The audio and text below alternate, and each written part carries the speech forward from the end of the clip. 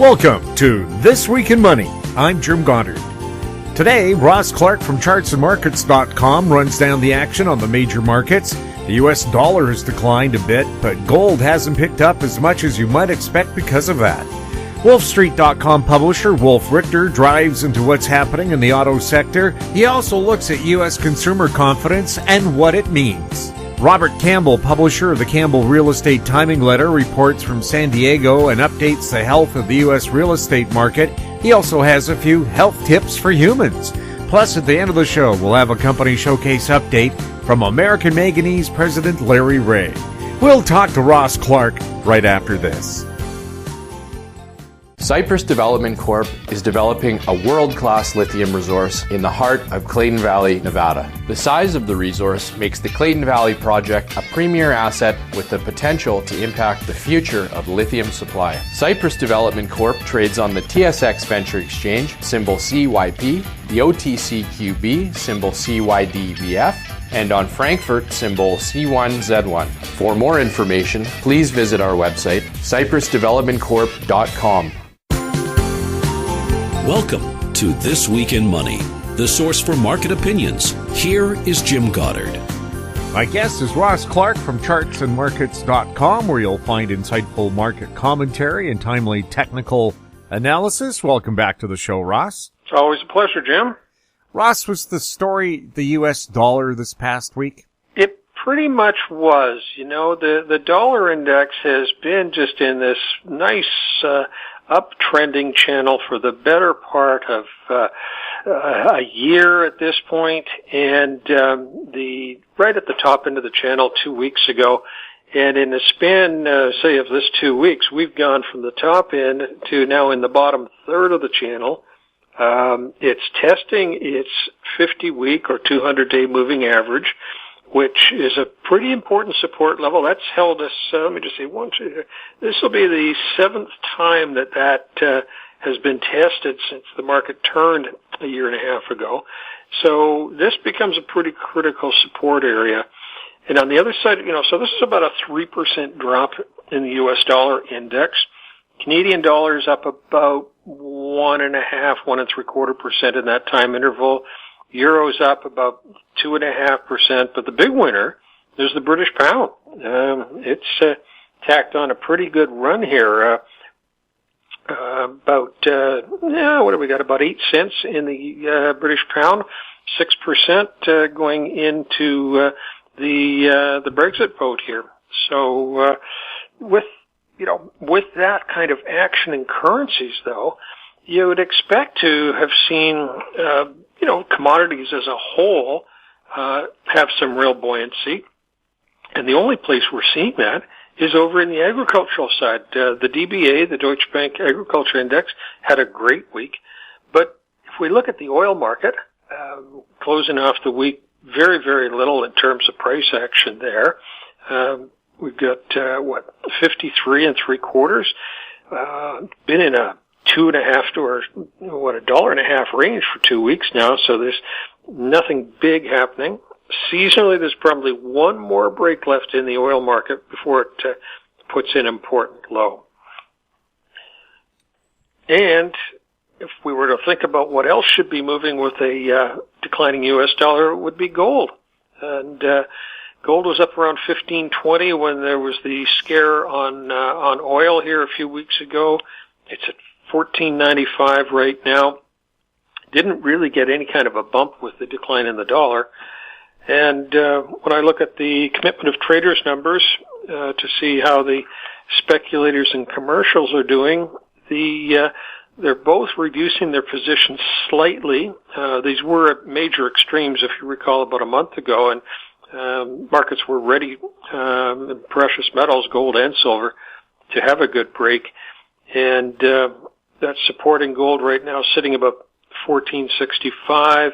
I would say, looking back at previous instances with high commitment of traders numbers that have slowly eroded away, if we were to break that $14.65, you probably gain some pretty good momentum to the downside.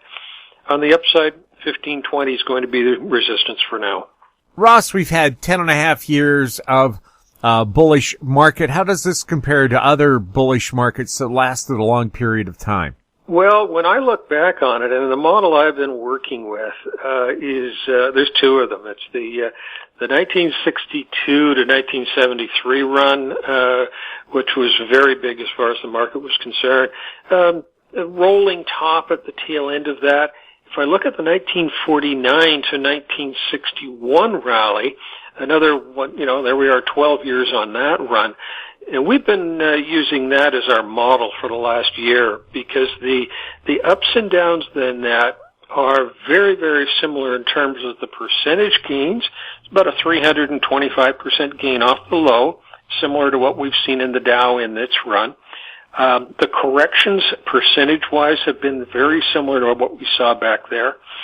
And this consolidation from January of a year ago, so 22 months back, that consolidation is very, very much like we saw in both the 1973 time window and the 1961. Tops are generally slow rounding affairs. You tend not to see big spikes. Like you see them maybe in individual stocks, or you'll see them in precious metals. You'll see them in something like maybe Bitcoin, which had that run to 20,000. But equity markets tend to have big rolling tops. They just get tired. And at this point, the U.S. equity market has got that tired look to it. If we overlay the model of the 49 to 61 stretch, we are setting up right now for the beginning of the next significant correction.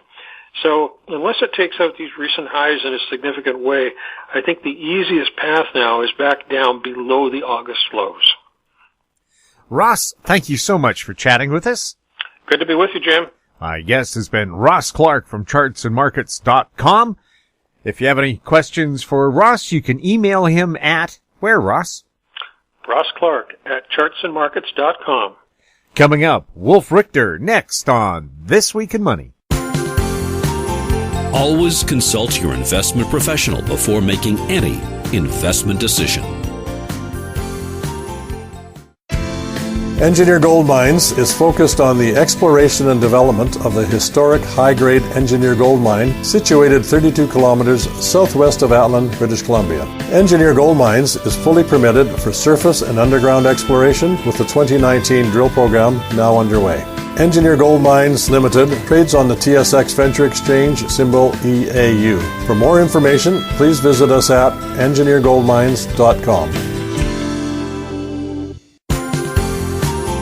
This Week in Money is archived online at talkdigitalnetwork.com. Welcome back. My guest is Wolf Richter, publisher of wolfstreet.com. He's speaking to us from San Francisco. Welcome back to This Week in Money, Wolf. Thanks for having me back, Jim. Wolf, how are new auto sales doing in Canada and the U.S.? Not well. And in Canada, they're hurting more than they are in the United States. In Canada, the peak year was 2017, and last year overall auto sales, so these are the number of vehicles delivered to the end users, either retail customers or fleets. So in last year, they declined about 2.5%. And this year so far, auto sales are down over 4%. So that's a pretty good decline. If this keeps on going for the rest of the year, you're following a 2.5% decline with a 4% decline, and there's really no sign on the horizon that anything major is happening that will change that. In the United States, it's a similar pattern, but it started earlier and it moved a little more slowly. So our peak year here was in 2016, and for the U.S. automakers, actually, on some of the big Japanese, it was 2015. But overall, the market peaked in 2016 here, and has been declining ever since. So far this year, we're down 1.5%, and so this year's level, and it's just to tell you how horribly mature this market is. So we're running in the United States here on track to sell about 17 million units, and that's the same number of units roughly that we sold in 1999 and 2000. So over the 20-year time span, unit sales have essentially been flat. Now there's a huge plunge and recovery in the middle from the financial crisis when the U.S. auto industry essentially collapsed and GM went bankrupt and Chrysler went bankrupt and a lot of the suppliers went bankrupt and many of them moved to China. And then there was a recovery. And that recovery, when you just look from 2009 onward, looks pretty good. It looks like the whole industry is in a growth pattern. But when you look at it on a 3-decade chart or something, you see that the actual growth stopped in 99 and 2000. That was the end of it. And since then, it has been down and then back up and now back down. And that's a function of a structural issue in that vehicles last a lot longer than they used to. People drive fewer miles. Some of the living arrangements have changed. There's a little bit more urban living now where you drive less. The younger generations like to live close to work where they can walk or take public transportation, and that is happening in some of the big cities here. And that's happening in Canada too. You have the same issues there that we have here. They have the same vehicles, and the same patterns in the population. So overall, probably, 2016, 2017 was a peak we might not really go back to because we don't need as many cars and they'll last longer. Now a car that's 10 years old is in really good shape and you can drive it for a lot more years. And back 30 years ago, a 10-year-old car was sort of at the end of its life cycle. It had 120,000, 150,000 miles on it. It was sort of at the end, and this has changed. So the auto industry overall is having to deal with this.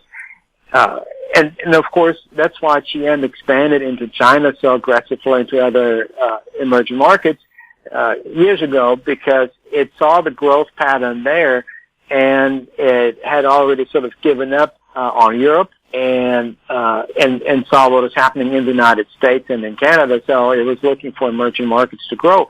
And then, of course, it's now blown up too, because China is facing some horrendous problems in its auto market, and GM is down something like 30% so far this year in China, and Ford's down even more, and that's been going on. Ford has been getting hit with declining sales in China for something like 3 years now.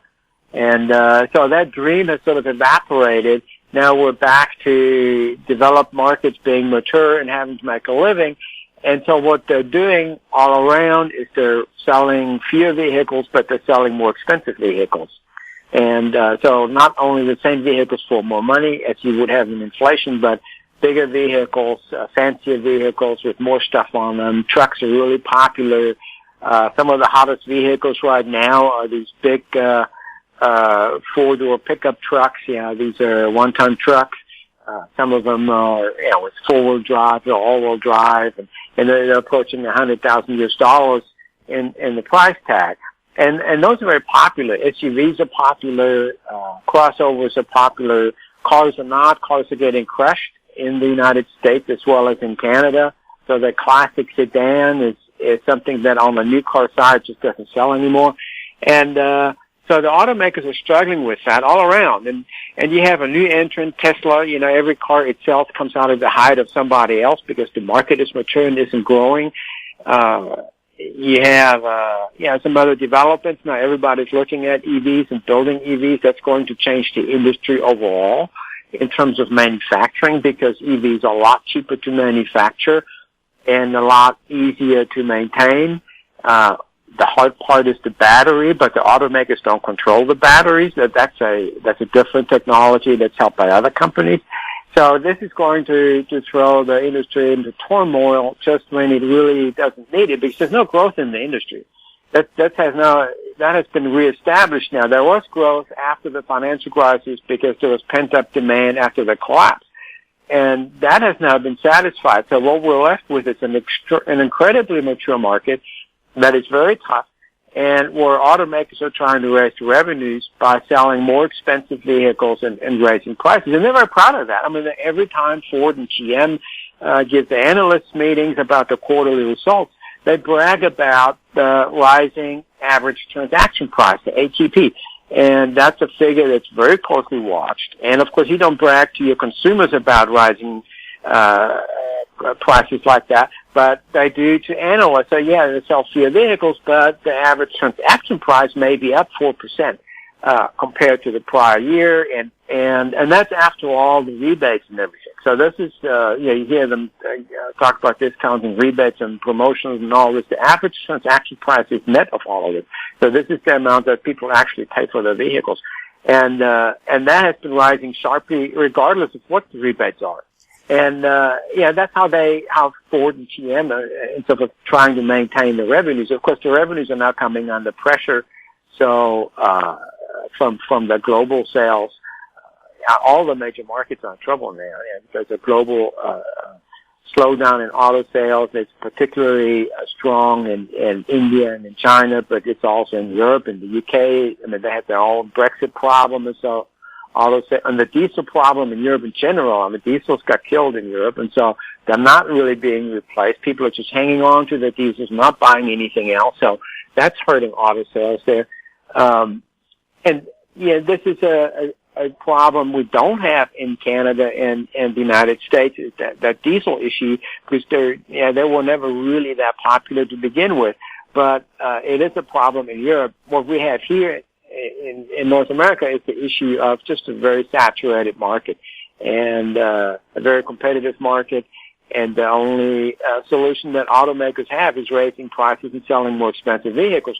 Now, that bumps into the other issue then that the industry has, that for many people, these prices and these vehicles are just too expensive and they can't afford them. So that now we have these two forces. On one hand, a lot of people are doing well and they're making good money and they've got nice jobs, and so they can afford those, but that's a limited number.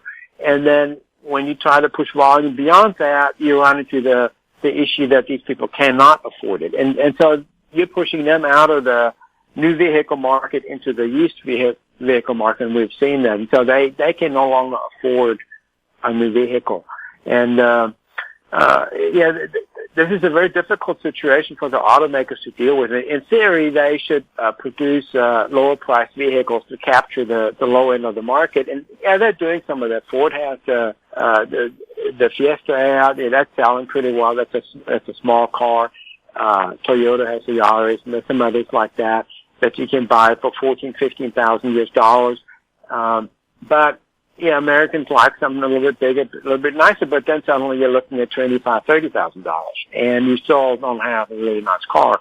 So, I mean, there's this price issue, and so there's a big part of the buyers can't afford them. They're buying used, and the others are forking over large amounts of money to buy the vehicles they want. And, and so we have an environment of declining unit sales and rising dollar revenues, and I don't know how long you can maintain that. Any economist will tell you that this is a very problematic situation. If your volume drops and keeps dropping, and you keep raising prices, at some point there's going to be a major issue there, because you run into a recession, and now you can't raise the prices, and your volume keeps dropping, and you don't have anything on the low end what people would buy, and so I don't envy the people in the industry right now. I mean, they're talking a nice game, but, when you have dropping volume sales for a couple of years in a row and they're just raising prices to make up for it, that's a prescription for a major problem. Is one of the problems as well, millennials have a different attitude towards cars. I know in Vancouver, we lead North America in ride sharing cars, or sharing of cars, co-ops and so on. I don't know what the attitude is in the U.S., but I know when you and I grew up, owning your own set of wheels meant freedom. Nowadays, with young people being saddled with huge student loans, they're not looking forward to adding another loan in a car. They don't mind sharing one. Is that a problem for growing car sales? Yeah, I think that you hit the nail on the head there. There are some demographic changes and preferences, and that's what we've seen. It's not just young people; it's older people too. If you live in an urban environment, why mess with a car? We live in San Francisco. good lordy, I'd be the happiest guy in the world without a vehicle, but my wife needs one to drive to work, but it's horribly congested. You don't really want a car. You want to live close to where you need to go and not have to drive, because even for short trips, you spend a long time driving and looking for parking and dealing with all the hassles. And, urban centers are getting bigger. They're getting more populated. They're getting denser. Buildings are going up. And, so there are more and more people are choosing that lifestyle. It's not only young people. There's retired people. There's, people in their 40s that are choosing to do that. And you may still have a car, but instead of having two cars in your household, you just have one car. Or you may choose to not have a car at all. So that is definitely, and when you look at how construction has been happening over the last decade, a lot of it is multifamily, high-rise construction, apartments or condos in urban centers. And that's where the construction boom has been, not in single-family houses in the suburbs, but multifamily in the city centers. And that is gradually starting to show up in how we do things, including how we buy cars. You're right. I mean, this has a very gradual impact, but we don't see that impact from one year to the next. I mean, this is one of those demographic changes that takes a long time to play out. We're talking many years. What we're looking in the car business right now is a decline that from a peak that happened in 2017 in Canada and in 2016 in the United States. So this is more of a structural issue in the industry. But on top of that, yes, they have to face those demographic changes. And there's many millennials that live in other parts of the country where you can't do anything without a car. And there's very lousy public transportation infrastructure or none. The distances are very large, so you can't walk, or you get arrested if you walk because nobody's walking. I've lived in places like that. There aren't even any sidewalks. And you drive, 4 miles or 5 miles just to go to the grocery store and think nothing of it. It's just how it is. And in those places, and those are pretty big cities too, they're just built differently. And in those places, millennials, as everybody else, will have to have a car, and they do buy cars. And, millennials are buying cars just like everybody else, but the gravitation towards urban centers is real. And it's not just millennials, it's everybody, it's older people, it's people in the middle of their careers that are trying to simplify their lives a little bit. So that's definitely an impact. And I think this will play out very slowly over many years. So this is not going to change anything from this year to next year, but in any significant way. But I think over the next decade, it is something that we will see increasingly impacting the market.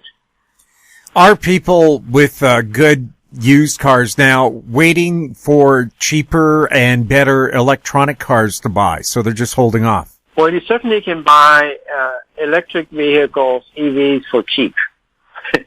Used ones. That's one of the problems that EVs have, that the resale value is just really low. And that has in part to do with the battery, because unlike a car, when a battery gets to a certain age, it can't really be fixed. And you have to replace it. And the battery in these older EVs is a big part of the cost. So you're looking at a huge thing there, and that's what people are afraid of. Whether that fear is real or not is another question, but people are afraid of that. So the resale value of EVs in the market is generally terrible. And I know somebody who picked up one that way for a song, and the BMW. Actually, it wasn't a pure EV; it was one of those range extenders that had a little gasoline engine in it, and it came off a lease, and dealer sold it, and it was just really cheap. And so these deals are out there. You have to ask yourself, how long is the battery going to last? It's going to last another 3 or 4 years. So how much money do I have to spend when the battery goes out to replace it? And can I even replace it? And so these are the concerns you would have. It's not something. If you buy a 2-year-old Ford Fusion that came out of a rental car's inventory, you can expect to drive it 10 or 15 years and probably be okay with it. If you buy a 2-year-old EV, you're going to have to replace the battery most likely before you get to your 10th year in ownership. And so this will be, so there are definitely deals out there, but I don't know how good of a deal that will be if you're looking at having to replace a battery. Now, the used car market in general, because it is doing well, it's growing and it's hot because a lot of potential new car buyers are getting pushed into the used car market. Yeah. There is hardly anything cheap left over. I mean, everything is now pretty pricey. The cheap 10-year-old car with 120,000 miles on it, that is one of the most desirable units out there now, and you have a very hard time finding it. We'll have more with Wolf Richter when This Week in Money returns. Media recognition from Bloomberg, Reuters, recycling trade publications, patented process for 100% recovery of critical metals, including cobalt, lithium, nickel, manganese, aluminum. American Manganese is focused on recycling lithium-ion batteries for electric vehicles. American Manganese trades on the TSX Venture, AMY, the US, AMY.V, and Frankfurt 2AM. For more information, visit AmericanManganeseInc.com or phone me, Larry Ray, at 778-574-4444. This Week in Money is archived online at talkdigitalnetwork.com. Welcome back. We're chatting with Wolf Richter. Wolf, what's the latest on used car sales in the U.S. and Canada? Well, in the U.S., we're selling about 40 million used vehicles a year. So the market is huge. That includes everything from private sales to franchise dealer sales. And it's a very vibrant, very liquid market. But what has happened is that the cheap used cars are gone. And, when I was in college, I bought an 8-year-old Mustang, and it was a piece of crap, but I loved it. And it had a 3-speed stick shift, and the clutch linkage would fall off, and I have to crawl under the car and put it back in periodically. And it had manual windows and locks. There's nothing electronic in it.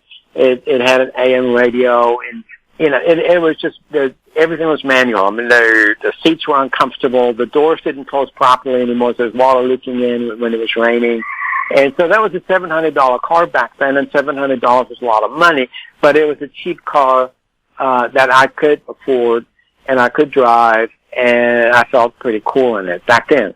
Now, if you look at an 8-year-old Mustang, you look at a car that looks fairly new.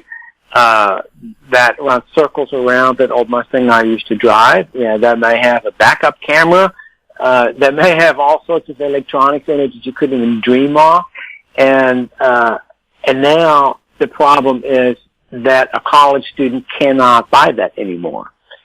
So now that's a middle class purchase. An 8-year-old Mustang is a nice looking vehicle, and it will drive for many, many more years. And you can't compare that to an 8-year-old Mustang in the 70s. And so that's the issue now. Where do I get that cheap car that a college student can afford? And that's the real difficulty. Cars have gotten a lot better. So now we have 10 airbags, which we didn't have any airbags. We didn't even know what that was in the 70s. We have anti-lock brake systems and stability control systems, and everything is power and electronic and automatic. And instead of a 3-speed stick shift, you have an 8-speed automatic. And so you have all these improvements. So the car is 2 or 3 years old, but it's still expensive. And people are having trouble paying for it. So you go down the ladder, and that's what makes your 10-year-old and 15-year-old cars so expensive, because at the upper end, the used cars are really good vehicles. They're in really good shape, and they will last a long time, and they have all these fancy things in them. Even rental cars. I mean, rental cars are really nicely equipped today. So you take them out of the rental fleet and put them on the used car market. They're very nice vehicles. And so they're expensive. So people move down the ladder, and so it pushes up the prices of the lower end as well. So the used car market is starting to bump into that too, the affordability issue. So the new vehicle buyers can't afford new vehicles anymore, so they go down in the used car market, and those vehicles are very nice, and the prices come up under the pressure. It didn't help that after the financial crisis, we had the cash flow clunkers program, which took off a whole generation of old cars. And so that put enormous pressure on used vehicle prices going forward. That generation's gone. It was destroyed. And so we look at the price charts of used vehicles, and there's this jump in prices that never changed. So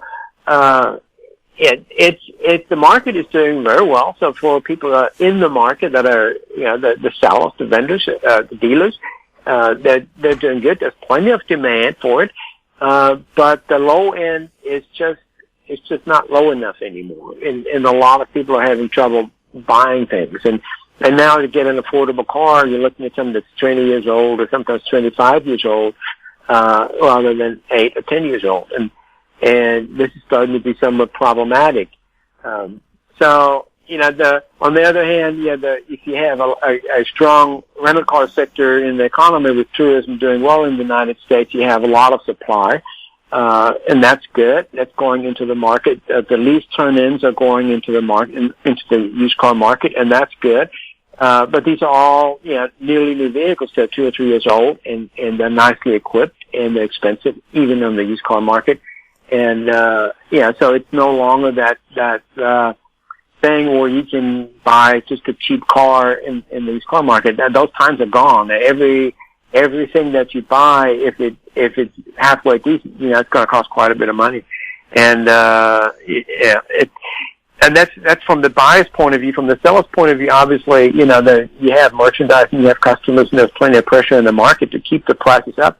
So it's good business right now with 40 million, unit sales a year. The used vehicle market is something like 2.5 times as large as the new vehicle market, and that's a big thing. So it's a very significant part of the auto business in general. Wolf, where is the slowdown in the U.S. economy coming from, and how much of a slowdown is it? It's not coming from the consumer. Consumers are still buying. The retail sales, we got those numbers yesterday. They were up a little over 4% from a year ago. That's the general trend. It's been for most this year. There was a slowdown a little bit in consumer spending last December, November, December, when the stock market took a huge hit, and that stopped some consumers from spending money. But since then, it's picked up, doing fine. Services are doing good. Services meaning healthcare, financial services; those are the biggies. And what's problematic is manufacturing, industrial production, and construction. And that is a fairly small part of the economy, but it is significant enough to where when the slowdown gets worse, it can hurt. Now, the slowdown there isn't huge. We're not talking about a collapse of anything. So industrial production is down year over year less than 1%, and overall construction spending is down a couple of percent year over year. Manufacturing output in dollars is down less than 1%. So it's small, but instead of growth, we now have declines. And we really haven't seen major layoffs yet. There's a little bit of news occasionally, but they're small.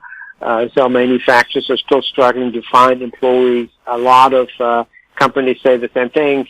Maybe production is down a little bit, but they're still having trouble hiring qualified people. So inventories are huge in the United States. Warehouses are full. I think that's really the primary reason behind all this, because the discussion about tariffs has been in the news for a couple of years now, and companies started front loading, and so they tried to front run the tariffs, and ended up overbuying, over ordering, not only from suppliers in the United States, but from suppliers in China and other parts of the world. They now sit on a very large amount of inventories that they have to whittle down, and in order to whittle them down, and this is not just inventories of supplies, it's inventories of equipment, and the trucking companies overorder trucks, and so it's spread across the economy. And this over-ordering caused a fairly good-sized boom in 2018, and that's what we're now coming off of, this boom of 2018. And in industrial production, in manufacturing, in trucking, and those kinds of things. Railroads, we had another railroad today reveal its downturn in revenues. So, this is starting to hit companies, but it's a reaction, I think, more to the front running of the tariffs last year and in 2017, and it's a real economic demand problem. And those warehouses, we've been talking about the full warehouses for a while, and the inventories, that's always a sign that sooner or later orders will have to come down. Companies will have to whittle down their inventories, and if they can't sell it down, they will have to reduce their orders to bring them down. And we're seeing some of that now. And it impacts a relatively small part of the U.S. economy. So at this point, I don't think this industrial slowdown in construction is going to push the United States into a recession, as long as the consumer is working and making money and is not getting laid off, can spend that money. And the layoffs haven't started yet, so we just don't see any sign of that. And unemployment claims are near record lows. Unemployment is fairly low. New people are coming into the workforce, are being pulled in because there's demand for labor. So we're not seeing any impact yet on consumers from the slowdown in the industrial sector. Now that may happen. If you get an oil bust, well, we have an oil bust, but if it gets worse and we're starting to see major layoffs in the oil patch, and that hasn't happened yet either, but if you see that, we will see a slowdown, at least in the oil patch, and we can spread out from there. But so far we just have not seen that. And so I think at this point the consumer is still holding up. The consumer has a job, is working, making money, and it's going to spend that money. And for now, that's holding up the economy. What's the overall message we're getting in this continued trade war between the U.S. and China? One day we hear, we've got a solution. Next day, no, we don't. What has that done to the business environment in the U.S. and North America and the whole world? Well, if you get advance notice of that kind of tweet, you can make a lot of money trading. That's for sure. In terms of the overall attitude among industrial companies, and they're the ones most impacted by that, it's uncertainty. They can deal with anything as long as they know what it is. And if they don't know what it is, they start delaying plans. They want to find out what's going to happen next before they make major investments. And that really hasn't happened yet. But there's discussions about it. There's too much uncertainty out there, and business investment is down a little bit. I mean, it's not massively lower, but businesses have cut back earlier this year. Now they're picking up a little bit, but it's not a wave of in reductions in investment.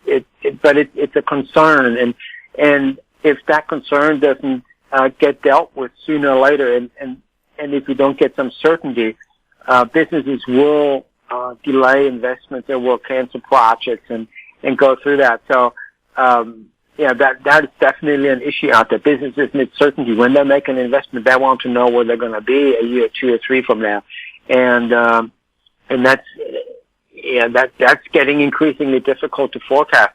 So if this drags on for a few more years, it's already been going on for a while. And it's not just something that happened overnight, so we've been dealing with this uncertainty for a while. And, there doesn't seem to be a lot of motivation on either side to come to an agreement right now. They're talking about it, but, they're also, getting more resistant, to change at both sides. And so I don't know how that's going to wash out, but at some point it will impact the U.S. economy, but not as much as it will impact the Chinese economy. The Chinese economy is already getting hit pretty hard. And we have a huge, United States has a huge trade deficit with the rest of the world, particularly with China. And so China has a lot more to lose than the United States, and China is a lot less able to deal with it than the United States will be. So this will be much more impactful for China, and of course China is very big in terms of an economy. So that will have global implications. Germany is a huge exporter to China for all kinds of industrial products. And so Germany has already seen the impact of this. Their manufacturing sector has gotten hit really hard. Ironically, Southern Europe is doing pretty well because their exports are based on food and specialty items, and that hasn't gotten hit yet. So it's the exporters of industrial products that are getting hit. And Germany and Japan are big ones in that category. And you know, they're having a lot bigger problems that in the United States. The United States economy is like the cleanest dirty shirt out there. It's doing pretty well. The consumer's holding up. Industrial production's down just a tiny little bit, but not like in Germany or in Japan or in China. And so, you know, if this gets resolved pretty quickly, I don't think there'll be a huge impact. I think the United States needs to address some big structural issues with China. That needs to be on the table. That needs to be resolved. There are complex issues, including forced technology transfer for doing business in China, and all those kinds of issues need to be addressed, and they need to be dealt with. And China has given a few inches on some of those issues, but hasn't on others. So I think there's a long ways to go before this can be really resolved. Wolf, thank you so much for being on This Week in Money. Thank you, Tim. My guest has been Wolf Richter, publisher of wolfstreet.com. He was speaking to us from San Francisco. We now dip down to San Diego and Robert Campbell next on This Week in Money. AMY.V Resources Limited is a gold exploration company with significant projects in British Columbia and the Yukon, trading on the TSX Venture Exchange, symbol ABN, and the OTCQB, symbol ABNAF. Surrounded by world-class gold deposits and mines, AMY.V's 23,000 hectares Forest Kerr Gold Project is located in the heart of the Golden Triangle in northwestern BC. For more information, visit us at AMYresources.com. This Week in Money is archived online at talkdigitalnetwork.com. My guest is Robert Campbell, author of Timing the Real Estate Market and the Campbell Real Estate Timing Letter. You can find him online at realestatetiming.com. Bob, welcome back to This Week in Money. Thank you very, very much. Glad to be here. Lot to talk about, as always. How are the U.S. Real estate markets looking right now? The U.S. real estate market, it's bifurcated to a degree. The U.S. market is being held up by bubble gum and baling wire. The California housing market is all in the first inning of a cyclical downturn. So what's the picture look like for people who own real estate? Are they scared to sell? You still have time to get out if you live in some places that other than California. Vegas is doing still well. Denver's doing well. Dallas is doing well. Phoenix is doing well. Florida's having a little bit of problems. But California, the major cities in California, San Francisco, Santa Clara, San Jose, Sacramento, Los Angeles, Orange County, San Diego, they're all in downtrends right now. And what led the way was back in that, I should tell readers that I wrote the book, Timing the Real Estate Market, that gives a formula that I use, that I developed for creating a model for timing real estate markets that's right 80 to 90% of the time. It generated a sell signal for the Bay Area back in 2018. I think it was September 2018, which was very close to the peak of the market. And today, the last I checked, the median price home in the Bay Area is down 5.4%. Are the Silicon Valley and Bay Area the canary in the coal mine for California real estate? You know, there's not enough data to say that's true. It may or may not be true. All I know is that, you know, Silicon Valley, you know, compared to the prices in the city, were always, you know, significantly less. That's not the case anymore. Prices in the city, the median priced home maxed out at, 1.7, 1.8 million, and it hit 1.4 million in Santa Clara County. That's a big number because in the last 20 years, the tech industry has just exploded down there, and all those guys are making tons of money in that business. Thus, super high housing prices. So on a relative basis, the prices have accelerated in the Bay in Silicon Valley faster than they have the rest of the Bay Area. But that's been more or less, an occurrence of the last, 10, 15 years. So I can't say if it's a canary in a coal mine. I know this. Look, if all these companies that, there's everybody's, PO'd at Facebook and Google because they control things and blah, blah, blah, and even Twitter, how these guys are trying to control the public mood and how people think and things like that. They're getting a lot of backlash. And if these companies get broken up or shut down to a lot of degrees, or they shut Facebook down because it contributes to mental illness to a significant degree, I mean, you could see those salaries, those companies get, contract to a large degree, and as opposed to everybody making $250,000 a year up there, they may only be making, $100,000 or $150,000, and you think that would influence housing prices a little bit? Is Zillow.com fairly close in its pricing of properties in the U.S.? I read yes and I read no. I mean, in some instances, I think it's kind of hit or miss. I read a guy's blog that tracks this stuff. They're trying to get closer, that on average, I think their estimates have improved in the last 5 years, but I still read stories where, a house that's worth 100, Zillow shows it's worth 115, and, in another area, if it's worth 100, Zillow says it's worth, 85 or 90. So that I still would not rely on Zillow, that would kind of get you in the ballpark, but it's still, from what I read, not that accurate. Is the Fed printing press going into high gear, and what could that mean for real estate? Absolutely. We just started QE again. The government's, the Fed's balance sheet is starting to increase. What are they buying in the repo market? They bought, $60 billion, and every month they're going to start buying that much or more, for some reason to get interest rates down. And I even read stories that, that the banking system is having a liquidity problem like we had with, Lehman Brothers back in 2008. Some people are running out of money. Are banks tightening or loosening their mortgage lending? I don't think that's changed significantly in the last year or two. You still have to qualify. I mean, there's none of this fog the mirror stuff and you get a loan. That's for sure. So it's been tight compared to what happened during the bubble. Of course, what happened during the bubble, in California, housing prices didn't double, they tripled. That's how loose the lending got. We're nowhere close to that, even though we are in the second greatest post-World War II housing boom in U.S. history. So we have real estate is not cheap.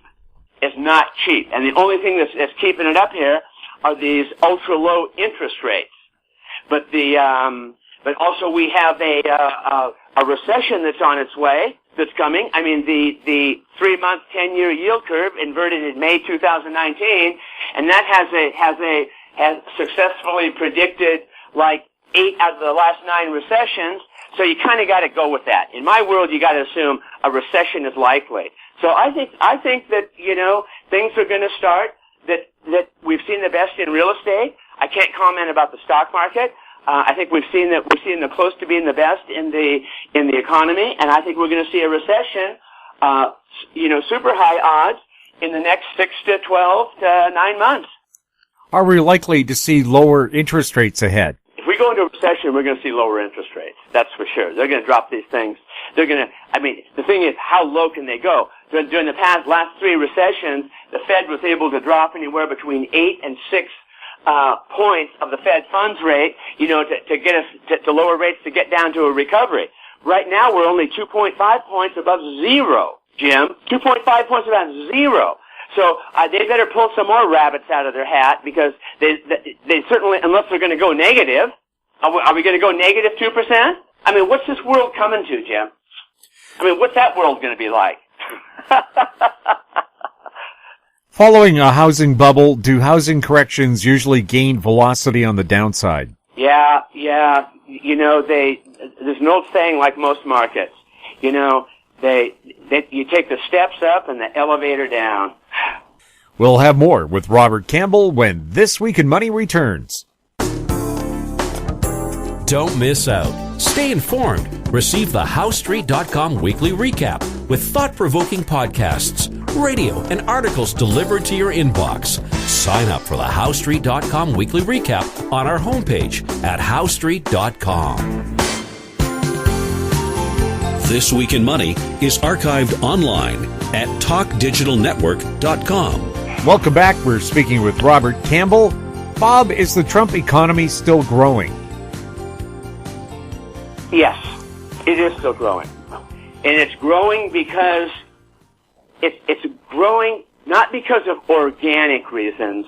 It's growing because the U.S. government is just spending more and more money than it's taken in that's creating jobs. The deficit right now, during good economic times, is at over $1 trillion. What's it going to be like when we go into a recession? What, $2 trillion, $3 trillion? So, I mean, as long as you keep spending money and printing money and spending it, the economy is going to keep growing.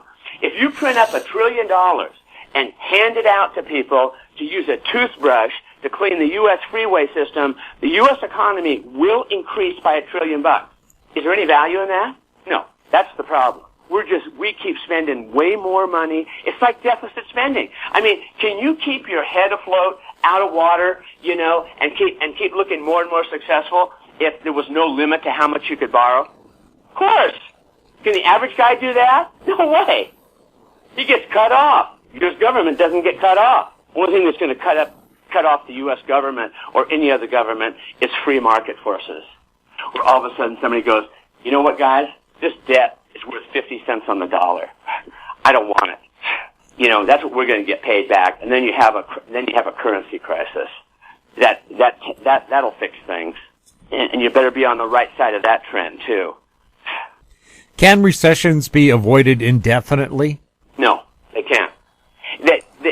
Recessions are a part of the capitalistic system. Things, and what drives capitalism? Greed and fear. People get real greedy, and at the top, you know, everything's going hunky-dory, and they borrow more money than they should to expand their business or to buy a new business. Then, for some reason, the economy turns down because everything in life is cyclical, and all those guys that expand at the wrong time or put money into businesses that where it never should have been because money was cheap, and a lot of things make sense when interest rates are 2%, but at 5%, it's a total bust, and they go broke. It's the nature of things, Jim. Is the Russell 2000 usually a leading or lagging indicator for the markets? I don't think you could call it either. As you know, it's low cap stocks, smaller companies, and sometimes in the long run, I've seen, you can look at certain period of times where the Russell 2000 outperforms like the S&P, by quite a bit. Other times you look at it and say the S&P, outperforms the Russell 2000. So correlations change over time. I used to be fixed on correlations. What's correlated with what? But then after you start studying correlations, you think, for example, that that the U.S. dollar is correlated with interest rates. And to a large degree it is. But you can see periods of time where interest rates go down and the dollar goes up. That doesn't make any sense. But it doesn't matter if it makes any sense. It's happening. So, but the Russell right now, I know it took a big dive, about 14, 15% a couple months ago. Now it's outperforming the other indexes. So all I can tell you, you always want to be on the lead horse. If you're betting on something, you want to be on the lead horse. As far as the U.S. stock indices go, if you're a trader, a momentum trader, you want to be on the Russell 2000 horse because it's outperforming right now. The U.S. stock markets continue in a trading range, or are we likely to see new highs in the U.S. markets? I think we're going to see new highs. And it's all because, it's going to be because of capital flight, Jim. Europe's going to get so friggin' bad. All the big money's leaving Europe, maybe even leaving China. And where are they going? They're going to the prettiest horse in the glue factory, and that's us. Are the commodity markets running inverse to the U.S. dollar? Normally they do run inverse, but that isn't the case so much today. The U.S. dollar, what's driving the U.S. dollar is capital flight. People are coming in from Europe. They're exchanging their euros for U.S. dollars so they can buy stocks or bonds or just hold cash in U.S. currency. That's probably the biggest reason the dollar's so strong. Because we're running all these deficits and running these huge deficits. Like record deficits right now. That's typically negative for the U.S. dollar. There's no foolproof formulas. There's only probabilities, Jim. Gold and silver seem to be in a new higher trading range. Do you continue to be bullish on gold and silver? Absolutely. I continue to think the next 2, 3, 4 years that gold and silver will be the best asset class to be in. Only because for all the other reasons we're talking about right now, we're printing all this money, we're back in QE. Things can't be as good, if we're in that, things can't be as good as they want you to believe. And it just at some point in time, people, all of a sudden, people don't want to own the euro right now. They want to own the U.S. dollar. Okay, good. Pretty soon people aren't going to want to own the U.S. dollar anymore. What do you go to after that? You go to gold. And that's what people do. And and I think we're in the early stages of a new uptrend. Gold and the stock market are negatively correlated. And the gold and real estate are negatively correlated. So the downturn in real estate is a net positive for gold prices. But the U.S. stock market, I don't know. I just think the whole world's flooding into the U.S. right now because it's the safest place to be. Bob, before we go, any health tips? Oh yeah, really healthy. I want to read you something. I want to read you something that I just read today, and it came from Steve Jobs, his final essay. I happen to see, Steve Jobs. That I really like that guy. I saw him 6 months before he died. We were over in Hawaii. Me and my girl were on Michael Dell's private beach because we knew how to sneak in, and Steve Jobs and Michael Dell are like super good friends, and I saw he and his wife and his son walking down the path, and we just exchanged hellos. But he died a multimillionaire at age 56, and these were his final words. He said, he's talking about that he had all the money in the world that he ever needed, but he still wasn't a happy man. And he said, he ended his thing saying this. We talk about health and fitness. The 6 best doctors in the world are sunlight, rest, exercise, diet, self-confidence, and no regrets. That's the way you should live your life, Jim. 4 out of the 6 things he focused on were health-oriented. Not one thing about money. Whatever. Not one thing about money. Self-confidence. You're good at what you do. He was good at what he did and had no regrets. In other words, live your life like a shooting star going across the sky. When it's time to go, you just burn out and people go, wow, but you were a shooting star. And that's the way I think people ought to live their life. And the whole foundation for that is health and fitness, Jim. You got to be healthy and fit. That leads to higher energy levels, higher curiosity, just so many things. You feel good about yourself. It's like a friggin' drug. You get into it, but that's the basis of it. To be that way. Then of course like what you do and all that kind of stuff. But to me, and I've been practicing health and fitness since I was 5 years old. My mom used to make me put wheat germ on my Cheerios. Do you know what wheat germ is, Jim? No idea. Go buy some sometime and taste it and see how horrible it is. Do you know what wheat germ does to Cheerios? It makes them taste like caca. But she said, you're going to be healthy and you're going to be fit. So I got into it, and I've been into it that long. And I'll tell you, when it comes to all you can do is your best, but that's the foundation of the whole thing. that's the foundation of it. And Steve Jobs recognized that when he's 56. I mean, he's a super successful guy. I admire him so much for all the great products he made. He was an honest businessman. He made his money the old-fashioned way, manufactured something. But when it came down to it, he looked back on his life and he said, I should have focused more on health and fitness. Isn't that interesting? And most people don't realize that until they get there. And so my message to all the people reading this is, hey, it's that time, ladies and gentlemen. Start focusing on it because it's the most valuable, it's the most valuable type of wealth in the world is your health. It's not money. It's not status. It's health first. And, and I've been, I couldn't feel more strongly about that. It's just that the healthier I get, in fact, I have to tell you, Jim, I gave a speech at a real estate club 2 days ago. And last time I was there, I said, you know what my goal is? This was last year in 2018. When I come back to this club, I want to show you guys that I have a six-pack. That's my goal. They said, okay. So finally, I stood up there and they said, you have a six-pack? And I go, kinda, but not. I said, almost there, but not 100%. And one lady says, show us. So I lifted up my shirt and then put it back down, and all the women went, wow. So that's a goal I've achieved in the last year. I've almost got a six-pack back. But that's what I did in front of a crowd. When I speak in front of crowds, Jim, I do entertain. I'm an entertainer as much as I am educator. I want to make people laugh and have fun while they're learning stuff. But I lifted my shirt and showed them my gut. And and I have a flat stomach. I mean, is there a six-pack there? Maybe if I lose another 2 or 3 pounds of fat. But I'm getting there. So, and I'm telling you this story only because when I'm sitting here, when I'm only talking the talk about health and fitness, I walk the walk, my good friend. Nobody's more critical of health than I am, especially when it comes to me. I didn't want to lift up my shirt and everybody went, oh my God, you're in really good shape. Yeah,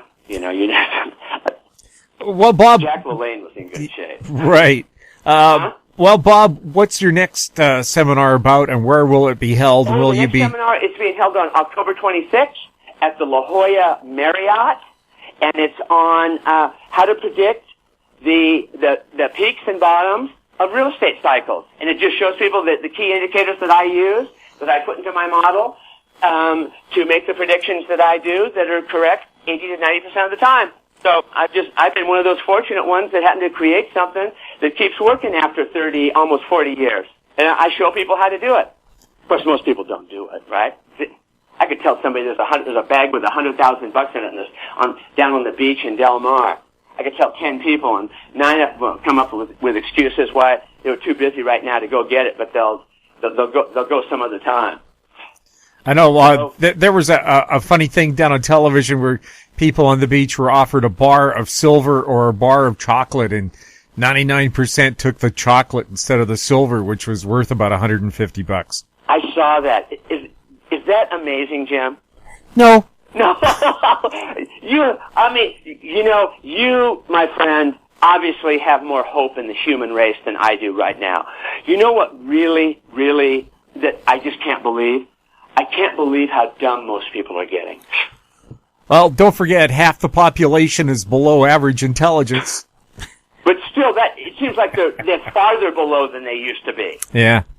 I mean, do you ever watch Fox TV, Tucker Carlson? No. Oh, he is so funny and he's so smart. And one of his favorite lines, he's always saying, he goes, I cannot, after he tells you what all these other guys on all these other stations are saying and these politicians are saying, he goes, I can't believe how many dumb people are on TV. You just got to look pretty. It's just like I'm in some ways I'm kind of I can't wait to see how this all turns out, the direction our country's going. But I definitely believe, and I'm a positive person. I think America's seen its best times. I think we're a country on the downturn now. I think the next economic power is going to be China. Well, they're certainly starting to push people around and use their economic might. I mean, it's just nothing lasts forever. Everything dies.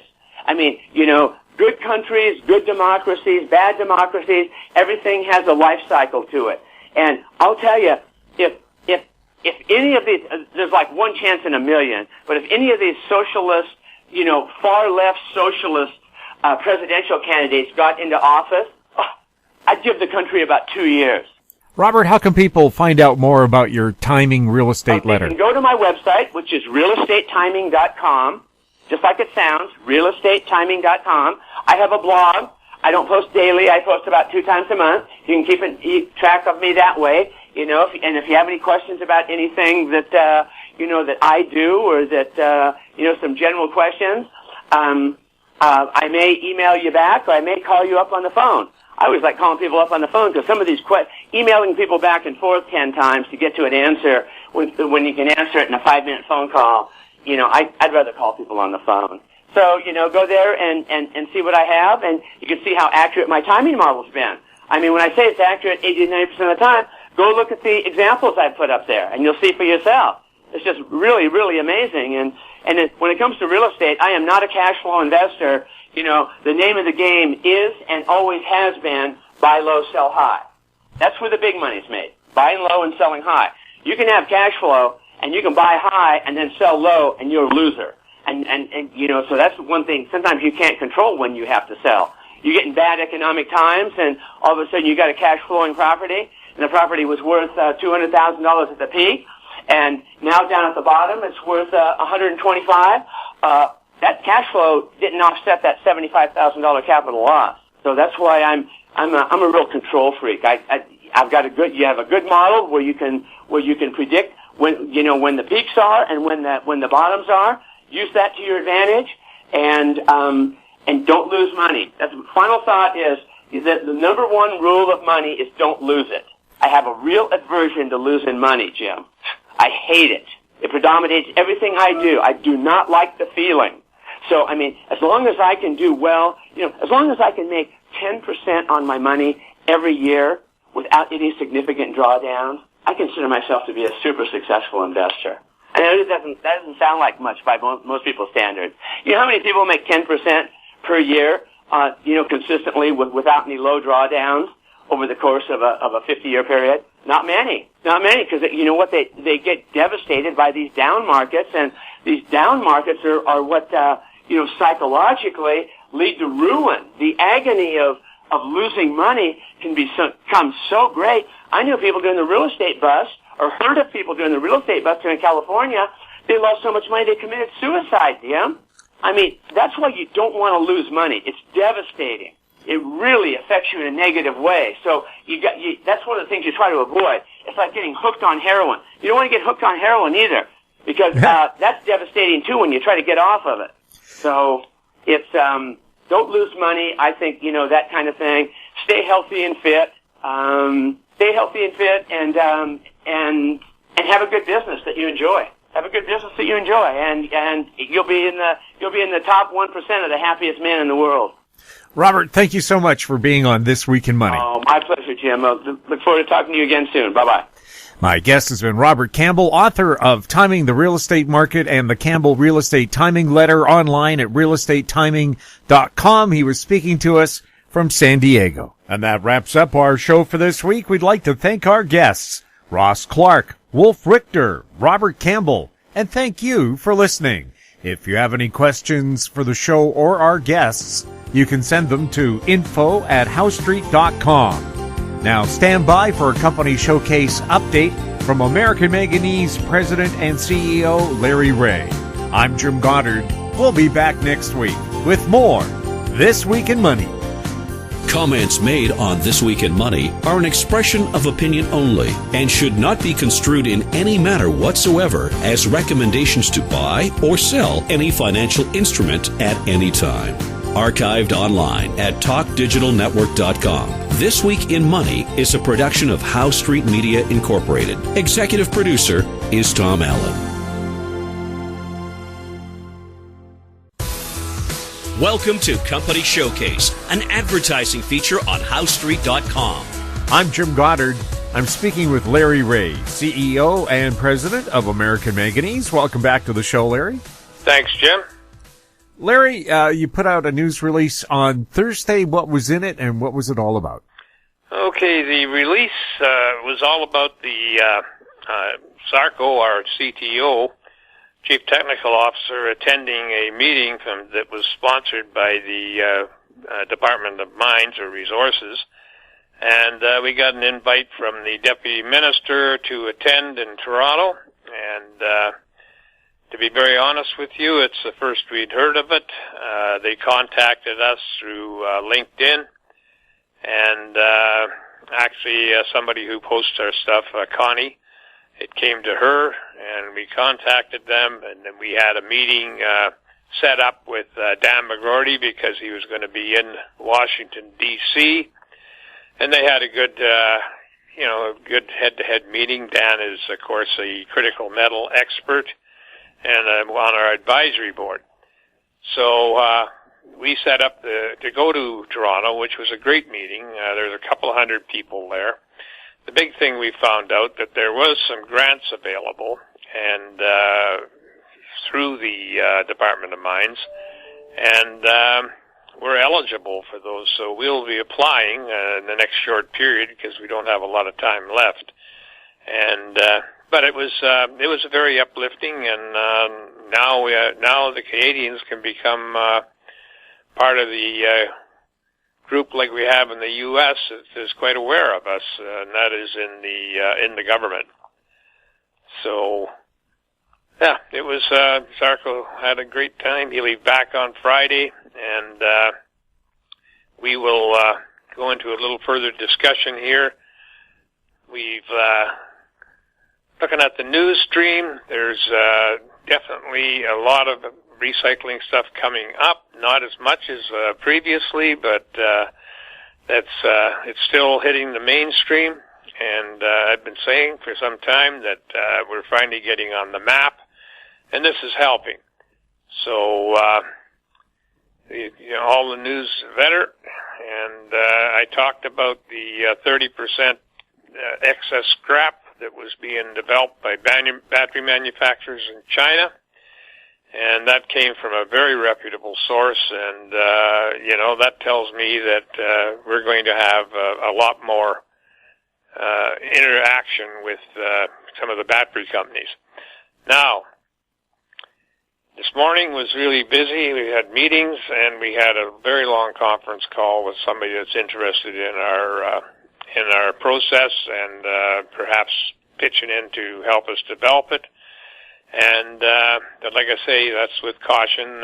There's not a deal made, but I was very encouraged by the meeting. And we'll be having a face-to-face here in the next month or so.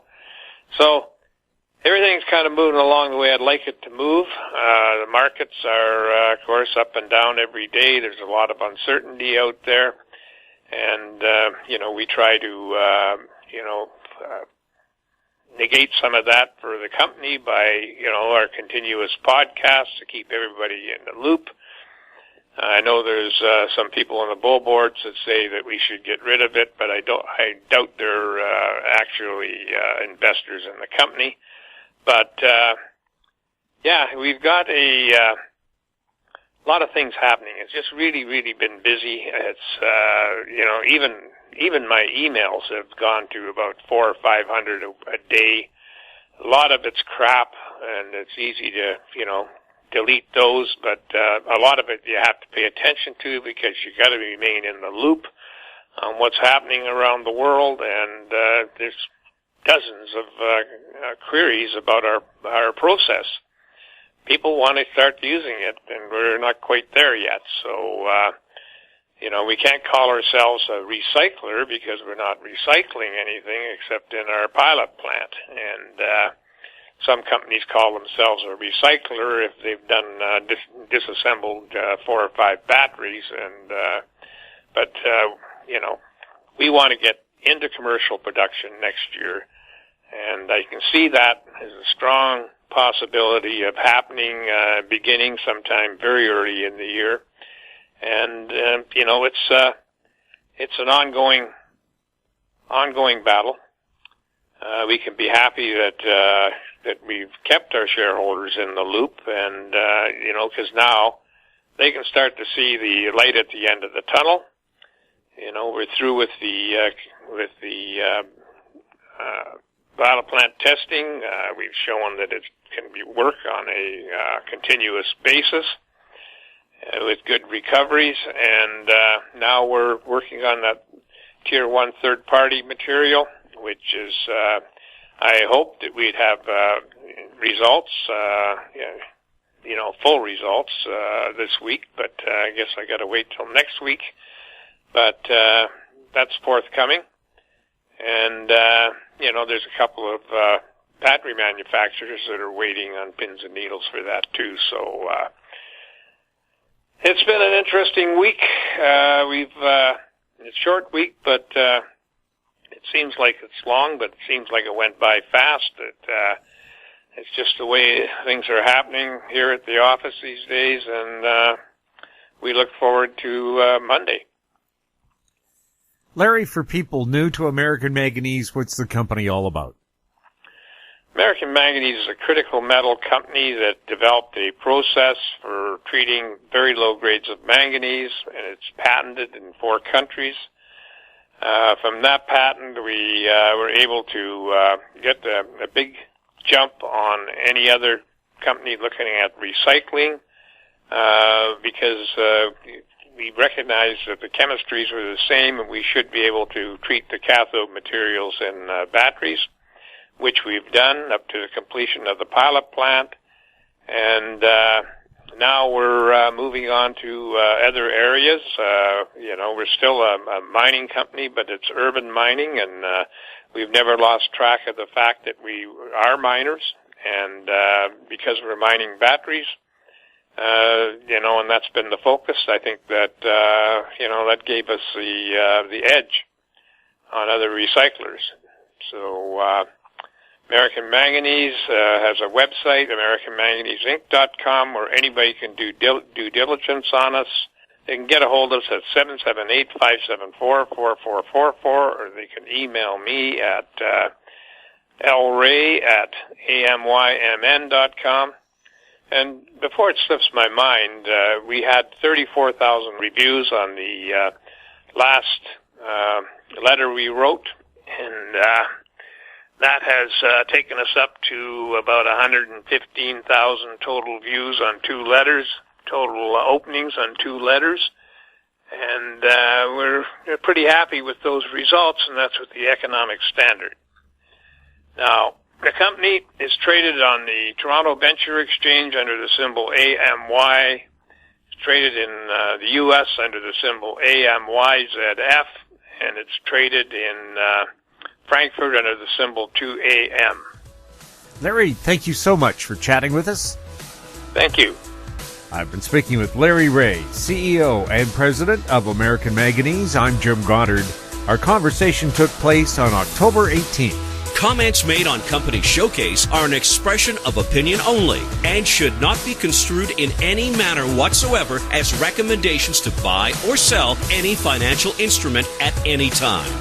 Archived online at HowStreet.com. Company Showcase is a production of How Street Media Incorporated.